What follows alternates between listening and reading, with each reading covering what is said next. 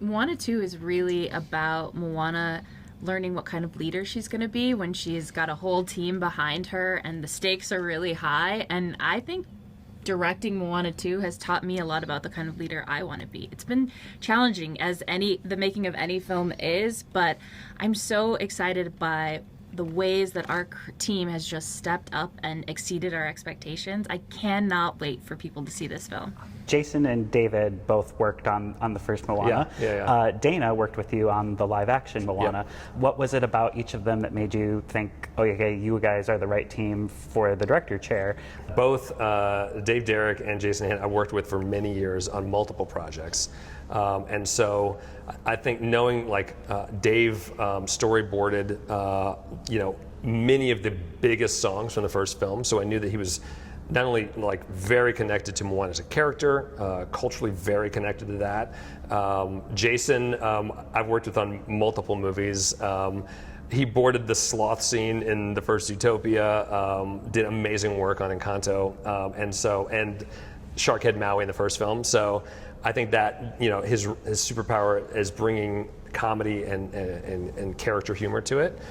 So that trying to figure out everyone's skill sets and how to marry those things is such an important part of how we build these stories. And then Dana, I met working on the live action Moana, and she is just a very unique talent. I think that as a writer, finding a writing partner where I think you make each other better, where I think there's so much that she does that I'm like, I don't know how you figured that part out. All these movies are so complicated, and you try to fit them into, we want to tell a story in 90 minutes. How do you do that? It's this really complicated puzzle where at the end of the day, the audience has to feel like, oh, that was effortless.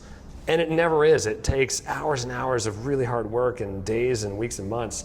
I found that Dana and I had very complementary skill sets. On top of it, she's just a delightful person and someone who makes me laugh. And knowing that this movie had to be funny, had to have epic skill, had to have deep emotion, I think it's the combination of Jason and Dave and Dana that made all that possible. I know this is a bigger animation team than usual, including we're not just animating here in Burbank, but also in Canada. What is that dynamic like for you guys? Did the pandemic kind of prepare you for this since there was already a lot of remote work going on?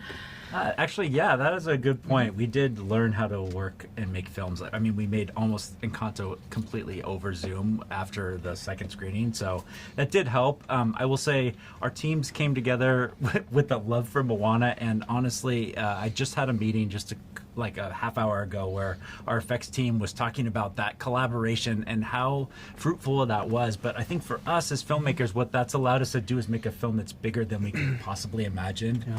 And everybody is having a really great time putting Moana's story back on the big screen. This one is a little different because we're both in both studios at the same time, but we have one animation dailies with both locations, and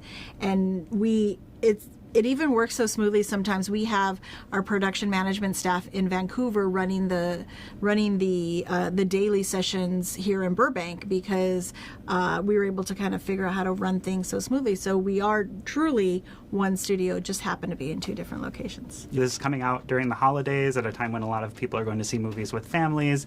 What does it mean to you to have kind of this sisterly dynamic, and for the youngest Moana fans to see themselves in another character who similarly idolizes Moana? We love it. I think with Samaya and Moana, that emotional connection is really going to be the anchor for our film. And also, Samaya is so cute. She's so beautifully voiced by Khaleesi Lambert-Suda. She's adorable, and really just seeing their natural chemistry on screen. We can't wait for families to see that. I feel like we're going to get to see a lot more of Kakamora in this film.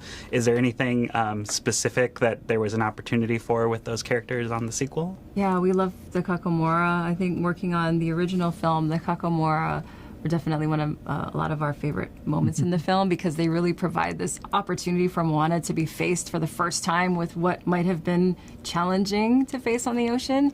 For Moana 2, we got to work with Millicent Barty from the Solomon Islands. She comes from, half of her family comes from the Makura Islands. The Makura are the people that have Kakamora as part of their mythology and their daily life. And so in working with her, we got to uncover a little bit more about the mythology of the Kakamora and then infuse some of those details into our Kakamora characters. Early on in the process, as they were conceiving Moana 2, and it wasn't Moana 2 quite yet, the film team, the directing team brought me up to share Ava, which is our ceremonial drink of the Pacific. And we used Ava as a way to unify, to share thoughts, to bring ideas, but also to unify everybody on the task to tell our stories, to do it right, to do justice to it, and to listen to the perspectives that are being shared to help, because I feel like it's going to help you make an amazing story, and thankful to the film team for weaving that in. Do you consider this to be a classical Disney villain, or? I do. I cannot wait. I'd say our villain in this story is terrible, and that makes him fantastic. And I think that he is not only a massive foe to Moana, he's even a massive foe to Maui, who is a demigod. That's very different stakes this time around. And I think you really feel it, and it will make you worried, not just for Maui, for Moana, for the entire crew. I'm so excited for relatives of mine to watch Moana in Tapu Timo, Samoa, and be proud of the representation that they will see.